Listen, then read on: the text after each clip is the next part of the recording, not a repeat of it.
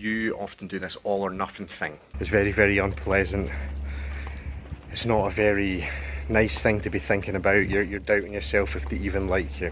See, when you're living with ADHD and then you talk about how your brain's not normal, you get attacked by other people with ADHD saying you can't say it's not normal. I'm using normal in the sense of it's not like common. We are in the minority with our types of minds. I don't mean it's not normal as in there's something wrong with it. I just mean it's not common. Anyway, now I've got that off my chest. The funny thing about having ADHD is you do feel like you're the normal one, and you wonder why neurotypical people aren't bothered about the things you're bothered about. Like, why they're sort of happy with routines and rules, and how can they sort of not be thinking about lots of things all the time? How are you able to walk about, experience the world without thinking about everything that you can see and everything to do inside it? For us, that is what is normal, and we find it unusual that someone could possibly not think the same way. I mean, the thought in my head of someone being able to just kind of think of one thing at a time is bamboozling, if I'm honest. I can't imagine what it's like to be in that mode. I learned a little bit of a secret last night though, that is it brown noise or something?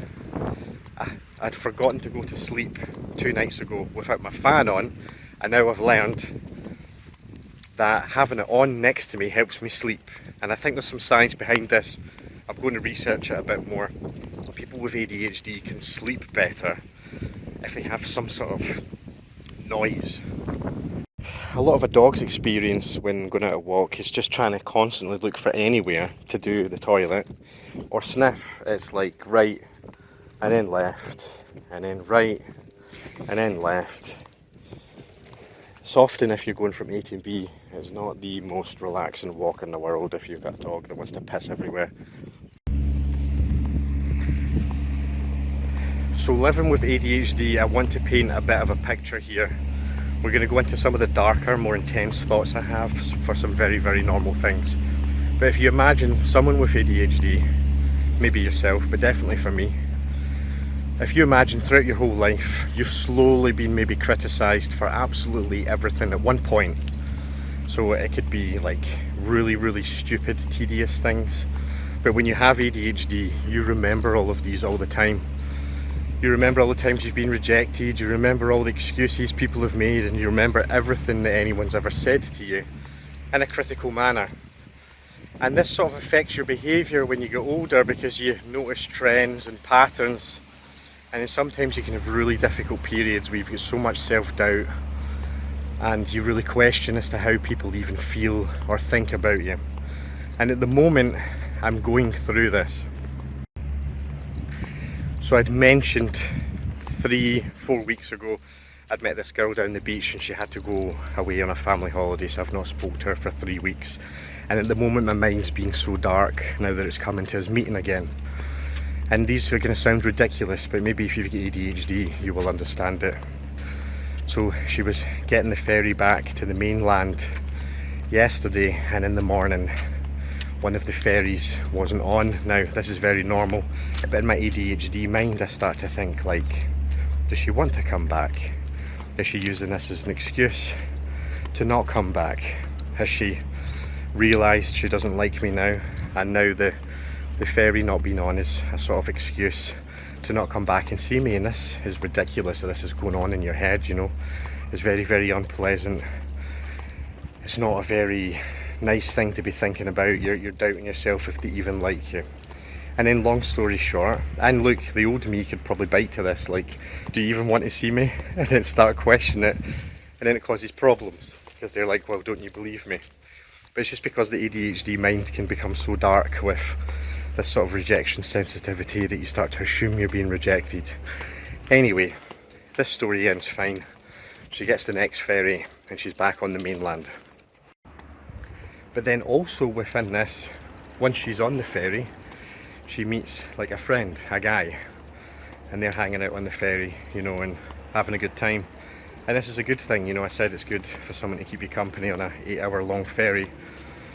That's exactly what you want, because it could be boring otherwise. But also, in the ADHD mind, you're thinking, did they meet deliberately? Is this someone she's been hanging about with? Is, who is this person to them? What are they doing on the ferry? You have this constant doubt in your ADHD mind. So again, that's difficult to deal with.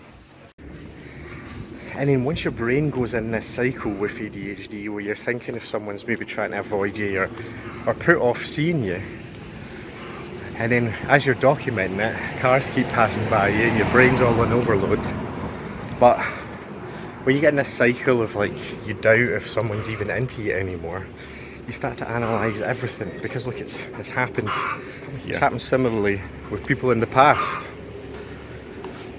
And it becomes a difficult thing for you to shift out of your mind. You start being constantly negative and sort of judging everything they're doing. And then the next thing is, what she's meant to be doing is seeing me maybe tomorrow or in 2 days' time. Because she's finally got back to the mainland, and then she's going to get a train to come and see me. However, the other new thing is she's realised that her dog has got something wrong with his foot or something like that, and she's having to go to the emergency vet. And obviously this is horrible, and I'm being very comforting during this and giving advice on what to do, because I obviously have a lot of experience with dogs. But also in the back of my ADHD mind, I'm also thinking like, this is just going to delay her coming to see me. And I'm also thinking like, does she want to delay coming to see me? So this is giving you a bit of insight as into the darkness and the dark side of what can be in an ADHD mind. The very normal things that happen in life, you can twist it in your own mind and question it in a way that it's negative towards you, in a way that you think that they're doing things to reject you or avoid you. Because of course it's happened in the past. Everyone has got someone that's treated them badly or used excuses or hidden things. But with ADHD, you never really forget or get over these things, and then you use them to sort of mount up negativity on other people you meet. And everything, when you have ADHD, you need everything to be very literal. Like, you need people to be saying that they like you and they can't wait to see you, and then you find that reassuring. It's very, very hard to read between the lines of normal situations.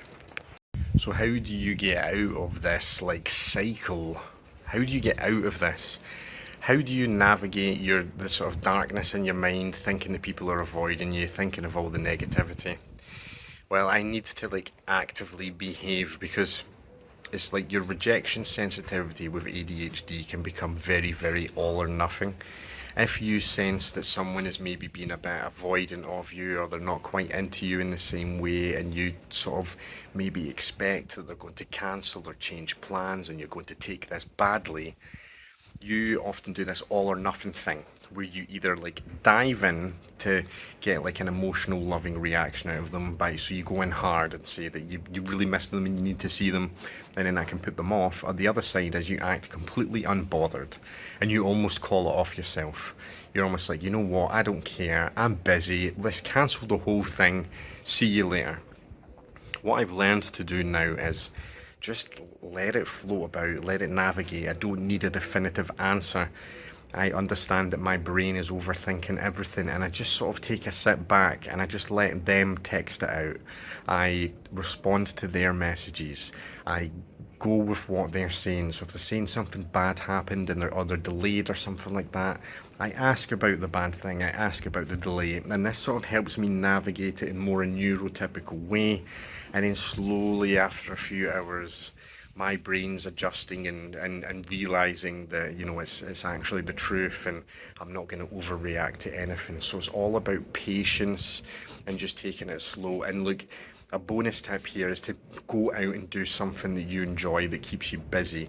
So for me, that's just going out a dog walk, maybe, you know, going somewhere that's like 40 minutes away, dog walk, doing that, putting some music in, going to the shop. And then that's excellent. Or even going to socialise out with another friend or something, get a beer with them. Just anything to stop you sitting inside on the couch or in your bed over analysing it. Do not sit and look at your phone waiting for the replies, wondering what's going on. You must keep yourself as busy as possible and then kind of write it out in your head. You realise it's not a big deal and then you can navigate it that way.